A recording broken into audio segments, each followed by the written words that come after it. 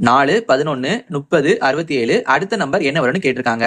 இந்த சம்ம நம்ம செய்யறதுக்கு நமக்கு தேவையானது என்னன்னா கியூபோட வேல்யூ என்னன்னு தெரிஞ்சுக்கணும். கியூப் அப்படின்னா என்னன்னா ஒரு நம்பரை 3 முறை அதே நம்பரால பெருக்கிறது தான் கியூப்ங்கிறது. நமக்கு 1 கியூப்னா 1 இன்ட்டு 1 இன்ட்டு 1, 1 ஒன்னா 1, 1 ஒன்னா 1.